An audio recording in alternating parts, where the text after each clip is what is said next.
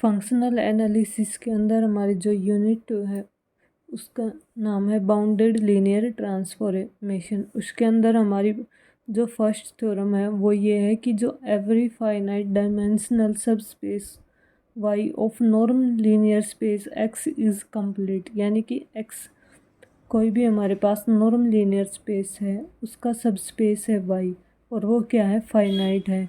तो हमें उस वाई को क्या प्रूव करके दिखाना है कि वो वाई जो है वो क्या है, कंप्लीट है।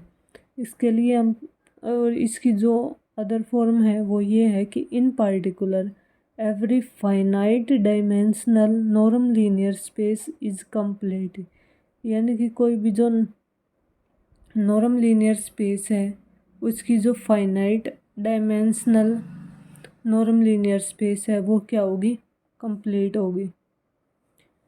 इसका प्रूफ देखेंगे। इसको प्रूव करने से पहले हमें एक लेमा प्रूव करना होगा और उस लेमा से हम आगे आने वाले थ्योरम को भी प्रूव करेंगे। तो हमारा जो लेमा है वो क्या कहता है कि मान लिया कि x1 x2 xn क्या है, linear independent set of vectors का लीनियर इंडिपेंडेंट सेट है इन नॉर्म लीनियर स्पेस x के अंदर। ये क्या हो सकता है, फाइनाइट भी हो सकता है और इनफाइनाइट भी, तो of any dimension. Then there is a number c, तब क्या करेगा, एक नंबर c एग्जिस्ट करेगा जो क्या होगा, ग्रेटर देन 0 होगा। और such that for the choice of scalar, यानी कि कोई भी अल्फ़ा 1 अल्फ़ा 2 अल्फ़ा n तक कोई भी क्या है, स्केलर है, वो हमारी क्या है, मर्जी से हैं। तो उसके लिए हमें क्या होगा कि जो ये हमारी जो कंडीशन है ये सेटिस्फाई होगी, यानी कि norm of alpha 1 x1 plus alpha 2 x2 और अल्फ़ा n xn तक की जो नॉर्म है वो ग्रेटर देन होगी किसी नंबर c से, और उसकी मल्टीप्लाई किससे होगी, उसकी मल्टीप्लाई हमारी हो रही है norm of mode of alpha 1 alpha 2 और अल्फ़ा n। इसको हम क्या करेंगे, प्रूव करके दिखाएंगे कि एक ऐसा सी एग्जिस्ट करता है जो इस कंडीशन को सेटिस्फाई करता है। तो इसके लिए हम क्या करेंगे, सबसे पहले इसको प्रूव करने के लिए क्या करेंगे कि जो ये अल्फ़ा 1 अल्फ़ा 2 अल्फ़ा n है इसका हमने कोई नाम दे दिया एस। अब हम इस एस पर कंडीशन लगाएंगे। यदि एस अगर 0 हो और एस अगर नॉन ज़ीरो हो तो क्या क्या कंडीशन होगी। तो पहली कंडीशन है कि एस अगर हमारे पास क्या है, 0 दे रखे हैं, अगर एस 0 के इक्वल है तो ये alpha 1 plus alpha 2 alpha n ये सभी 0 के इक्वल होंगे। तो अल्फ़ा 1 अल्फ़ा 2 अल्फ़ा n इन सभी को ऐड करके इकट्ठा क्या लिख दिया, अल्फ़ा आई का मोड 0 के बराबर है, किसी का मोड 0 के बराबर है यानी कि वो टर्म 0 के बराबर है। अल्फ़ा आई 0 के बराबर, अल्फ़ा आई है क्या, अल्फ़ा 1 अल्फ़ा 2 अल्फ़ा n है। अब ये 0 के बराबर हो गए तो यानी कि अल्फ़ा 1 अल्फ़ा 2 अल्फ़ा n क्या हो गया, 0 हो गया। अगर ये 0 हो गए तो इस अल्फ़ा 1 अल्फ़ा 2 को यहाँ रखेंगे तो ये हमारा क्या हो जाएगा, 0 greater than equal to c, और ये हमारे पास क्या हो जाएगा, 0 हो जाएगा। तो इनइक्वालिटी क्या होगी, ट्रू होगी। अब जब सेकंड है, जब s हमारा क्या है, 0 के बराबर नहीं है, तो हमारे पास जो ये हमने मान लिया कि ये हमारे पास क्या है, फर्स्ट कंडीशन है। अब ये इसको हम क्या करेंगे, थोड़ा सा इसको अलग तरीके से लिखेंगे। ये हमने मान लिया कि ये हमारे पास क्या है, फर्स्ट कंडीशन है। अब इसको हमने क्या मान लिया, ये सी था, ये सी, और इसको हमने नाम दिया था ये सी, और इसको हमने नाम दिया था एस। तो इसको हम लिख लेंगे एस, और इसको डिवाइड में इस साइड ले आएंगे एस को।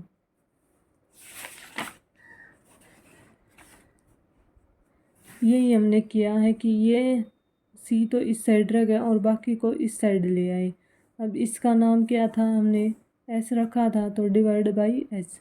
अब ये एस इन सभी के डिवाइड में चला जाएगा, यहाँ से alpha 1 x1 by S plus alpha 2 x2 by S और alpha n xn by S, और ये क्या थी, नॉर्म थी, और ग्रेटर देन इक्वल टू क्या हो गई, सी होगी। अब alpha 1 by S alpha 2 by S और अल्फ़ा n बाई एस, इनको हमने नाम दे दिया बीटा 1 बीटा 2 बीटा n। यहाँ से हमारे पास क्या हो गया, जो हमने बीटा 1 बीटा 2 है इनको जे की वैल्यू, हाँ इसको हमने ले लिया जे, और इसके हमने क्या फाइंड की, इसका हमने मोड फाइंड किया। वो हमारे पास किसके इक्वल होगा, 1 के इक्वल। कैसे होगा, यानी कि बीटा जे लिख लिया और जे की वैल्यू 1 से n, यानी कि बीटा 1 बीटा 2 बीटा n, और बीटा 1 हमारे पास यहाँ से क्या था, alpha 1/s, alpha 1/s, alpha 2 यहाँ से s हमारे पास कॉमन है तो s नीचे हो जाएगा, और इन सब का ऐड हो जाएगा, यानी कि अल्फ़ा 1 अल्फ़ा 2 और अल्फ़ा n। यानी कि इसको हमने क्या नाम दिया था, इसको हमने नाम दिया था s का, इसको हमने नाम दिया था s का। तो ये हमारे पास हो जाएगा s, ये हमारे पास हो जाएगा s डिवाइड बाई s। इन दोनों को डिवाइड करेंगे तो ये हमारे पास किसके इक्वल आ जाएगा, 1। यानी कि हमारे पास क्या है कि जो समेशन j की वैल्यू 1 से n है और जो बीटा j का मोड है वो हमारे पास क्या आ गया, किसके इक्वल आ गया, 1 के इक्वल आ गया। अब हमें क्या प्रूव करके दिखाना है कि क्या एग्जिस्ट करता है, देयर एग्जिस्ट ए सी, एक सी एग्जिस्ट करता है जो इस कंडीशन को सेटिस्फाई करेगा। यानी कि हमने एक सी ऐसा दिखाना है जो हमारे पास इस कंडीशन को सेटिस्फाई करता है। तो हम इस थ्योरम को कैसे प्रूव करेंगे, कॉन्ट्राडिक्शन की हेल्प से इसको हम प्रूव करेंगे। हमने मान लिया कि एक ऐसा सी एग्जिस्ट, कि हमने मान लिया कि जो हमारे पास जो सी था कि ऐसा कोई सी नहीं है जो इसको क्या करता हो, सेटिस्फाई करता हो इस कंडीशन को। जो ये हमारे पास 2 नंबर की कंडीशन है इसको क्या करता हो, सेटिस्फाई करता हो, ऐसा कोई भी सी हमारे पास नहीं है। तो ऐसा कोई सी नहीं है, इसके लिए हम क्या करेंगे कि there exist sequence YM of vectors. हम वेक्टर्स की क्या ले लेंगे, एक सीक्वेंस ले लेंगे, यानी कि beta 1m x1 beta 2m x2 और बीटा nm xm। ये हमने क्या कर दी, एक नोटेशन दे दी इसको। और साथ में ये तो हमारे पास कंडीशन चल ही रही है कि जो बीटा जे है उसका जो नॉर्म, उसका जो मोड है वो उसकी वैल्यू हमारे पास क्या है, 1 के इक्वल है। अब यहाँ से देखिए बीटा 1 m है, ये x1 बीटा 2 m x2 है, इसको हमने क्या नाम ले दिया YM। अब हमें पता है कि जो ये हमारी जो टर्म है ये किसके ग्रेटर देन है, इक्वल टू सी के ग्रेटर देन है। ये हमारे पास दे रखी, ये हमारे पास सी के ग्रेटर देन इक्वल टू है, और सी हमारे दे रखा है कि वो 0 से ग्रेटर है। तो अब ये कोई भी सीक्वेंस है जिसका नॉर्म क्या है, ग्रेटर देन सी है, और सी हमारे पास 0 है, और हमें पता है कि किसी भी नॉर्म का जो वैल्यू है वो या तो 0 होगी या फिर 0 से बड़ी होगी। अब 0 या फिर 0 से बड़ी है तो एक सी एग्जिस्ट कर रहा है जिसकी वैल्यू 0 है, तो हमारे पास हमने माना है कि कोई भी सी एग्जिस्ट नहीं कर रहा। अगर एग्जिस्ट नहीं कर रहा है तो ये हमारे पास जो इसकी वैल्यू है ये क्या होगी, 0 की इक्वल होगी, क्योंकि इससे छोटी तो हो नहीं सकती, क्योंकि इससे छोटी किसी भी एलिमेंट का नॉर्म 0 या फिर नेगेटिव हो नहीं सकता, या तो वो 0 होगा या फिर पॉजिटिव होगा। तो यहाँ से हमारे पास क्या हो गया, इसका जो नॉर्म है वो 0 के इक्वल हो गया। हम इसका नॉर्म 0 की इक्वल है, ये इसका नॉर्म हमने किसका नॉर्म लिया, YM का नॉर्म लिया है। अब ये हमें क्या कर दिखा दिया कि ये 0 को टेंड कर रहा है, और ये कब टेंड कर रहा है, जो M हमारे पास क्या है, इन्फिनिटी को टेंड कर रहा। अब ये हमारे पास क्या है, थर्ड कंडीशन है। और आगे क्या है कि हमें पता है कि जो BJ है उसका मोड क्या है, उसकी वैल्यू क्या है, 1 के इक्वल है। अब इन सभी का समेशन 1 के इक्वल के बराबर है, तो यानी कि ये जितने भी बीटा 1 बीटा 2 बीटा n तक थे इन सभी का सम क्या है, 1 के इक्वल है। यानी कि क्या होगा, या तो बीटा 1 बीटा 2 और बीटा n ये सभी अलग अलग जो टर्म होंगी वो या तो 1 से छोटी होंगी, या फिर उनमें से कोई एक 1 के बराबर होगा और अदर क्या होंगी, 0 होंगी। तो हमने क्या ले लिया कि जो बीटा JM है उनका जो मोड है वो लेस देन 1 होगा फॉर ऑल जे, सभी जे के लिए। और जे हमारे फिक्स्ड हैं, जे की वैल्यू 1 से क्या है, 1 से n है। अब बीटा जे एम क्या था, बीटा 1J, बीटा 2J, ये हो गया। यहाँ से हमारे पास देखो अब इसका जो मोड है वो <1 आ गया, यानी कि ये हमारे पास सीक्वेंस थी जो क्या होगी, बाउंडेड होगी। अब जब सीक्वेंस बाउंडेड होगी तो हम इस पर क्या यूज़ करेंगे, हम इस पर बोल्ट्ज़मान थ्योरम का यूज़ करेंगे कि कोई भी जो बाउंडेड सीक्वेंस होगी उसकी एक कन्वर्जेंट सब सीक्वेंस होगी। हमने मान लिया है कि जो बीटा जे एम थी, जो सीक्वेंस थी, उसकी एक सब सीक्वेंस होगी बीटा 1M, जहाँ पर वो क्या कर रहा है, कन्वर्जेंट सब सीक्वेंस है बीटा 1M उसकी, यानी कि बीटा 1 जो था, जो बीटा 1 है वो के इस पर कन्वर्ज कर रहा है, ये उसकी सब सीक्वेंस होगी। और बीटा 1 क्या होगा, लिमिट पॉइंट हो गया। और वही अगर इसको हमने मान लिया कि ये जो बीटा 1 है ये इसकी लिमिट पॉइंट है और जिस पर ये कन्वर्ज कर रही है उसको हमने नाम लिख दिया गामा 1M। ये हमारे पास एक कन्वर्जेंट सब सीक्वेंस होगी, किसकी होगी, बीटा 1M x1 की। सेम और YM हमारे पास ये था, तो अब इसकी तो कन्वर्जेंट सीक्वेंस ये होगी। सिमिलरली इसकी और इसको हमने क्या नाम दे दिया कि ये क्या होगी, Y1M। और जो बीटा 1M है वो कन्वर्ज कर रहा है गामा 1M x1 पर, और सेम और बाकी एज इट इज़ होगी। अब बीटा 2M की किस पर इसकी कोई कन्वर्जेंट सब सीक्वेंस का नाम क्या दे दिया, गामा 2M। बीटा NM की कन्वर्जेंट सब सीक्वेंस का नाम दे दिया गामा NM। तो हमने इसका नाम क्या दे दिया, Y2M। गामा 1M x1 था, इसके लिए हमें गामा 2M x2 एक सब सीक्वेंस मिल गई और ये एज इट इज़ आ गई। सिमिलरली इसी तरीके से हम कहाँ तक चले जाएंगे, बीटा NM तक चले जाएंगे। इसकी सब सीक्वेंस क्या हो जाएगी, गामा NM xN। यानी कि अब ये हमारे पास क्या होगी, एक सब सीक्वेंस होगी। किसकी सब सीक्वेंस होगी, YM की सब सीक्वेंस होगी। और YNM को हम क्या लिख सकते हैं, गामा IM XI।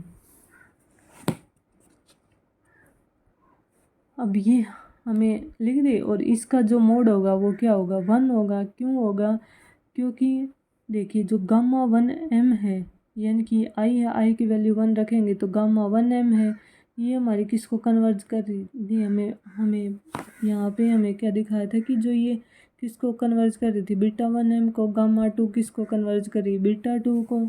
और इन सब का मोड किसके इक्वल है, 1 के इक्वल है। तो ये भी हमारे पास क्या होगी, 1 के इक्वल है। अब जब ये जो गामा है इसको कन्वर्ज कर रही है बीटा 1 बीटा 2 को, बीटा I, और इसकी वैल्यू 1 है तो इसकी वैल्यू भी किसके इक्वल होगी, 1 के इक्वल होगी। यहाँ से हमारे पास क्या आ गया, YMN gamma 1M x1, gamma 2M x2 और गामा NM xN। ये किसको कन्वर्ज कर रही है, beta 1 x1, beta 2 x2, beta N xN। और ये हमारे पास क्या है, Y की वैल्यू है। तो यहाँ से हमें क्या मिल गया, YMN किसको कन्वर्ज कर रहा है, Y को, फॉर Y के लिए। अब Y हमें क्या दे रखा है, कोई भी लीनियर, इसके अंदर हमें linear independent set of vectors दे रखा था। ये हमारे पास क्या था, linear independent set of vectors, तो ये दे रखा था। और इसके अंदर जो भी नॉर्म है, यानी कि जिसको एक कन्वर्ज कर रही है, उसकी वैल्यू 1 है। अब यहाँ से देखिए इन सब की वैल्यू तो बीटा 1 बीटा 2 बीटा N, इन सब की वैल्यू तो 1 है, यानी कि कोई भी इनमें से 0 के इक्वल नहीं है। और ये सभी क्या है, x1 x2 xN linearly independent है, यानी कि ये भी कोई इनमें से भी कोई क्या नहीं होगा, 0 के इक्वल नहीं होगा। तो ये हमारे पास Y के क्या हो जाएगी, एक नॉन जीरो सीक्वेंस हो जाएगी। तो इसका मतलब YMN हमें किसको कन्वर्ज की सब सीक्वेंस हो जाएगी ये Y, और ये किसको कन्वर्ज कर रही हैं, यहाँ से हमारे पास जो Y था ये हमारे पास क्या हो गया, नॉन जीरो हो गया, क्योंकि ये जीरो नहीं हो सकता, ये जीरो नहीं हो सकता, और Y इन्हीं दोनों के से लिखा हुआ है, तो ये भी हमारे पास ज़ीरो नहीं हो सकता। अब देखिए, अब ये जीरो नहीं हो सकता, तो ये जो हमारे पास ये जो YMN है ये किसकी सब सीक्वेंस है, YM की है। और Y वाई अगर जीरो को कन्वर्ज नहीं कर रहा है तो ये वाई एम एन भी जीरो को कन्वर्ज नहीं करेगा यहाँ से। और सेकंड हमारे पास क्या दे रखा है कि जो सेकंड हमारे पास जो दे रखा है वो क्या है कि जो वाई एम है उसका मोड किसको टेंड करेगा, जीरो को टेंड करेगा। जब एम हमारे पास किसको टेंड करेगा, एम हमारे पास इन्फिनिटी को टेंड करेगा। अब आगे क्या है हमारे पास कि जो वाई एम है उसका जो नॉर्म जीरो को टेंड कर रहा है as M tends to infinity. ये हमारे पास कहाँ से आया, ये हमारे पास इस इक्वेशन जो हमने थर्ड इक्वेशन ली थी उससे आया है। तो ये आ गया यहाँ से हमारे पास किसी का नॉर्म अगर जीरो को टेंड कर रहा है तो वाई एम भी जीरो को टेंड करेगा as M tends to infinity.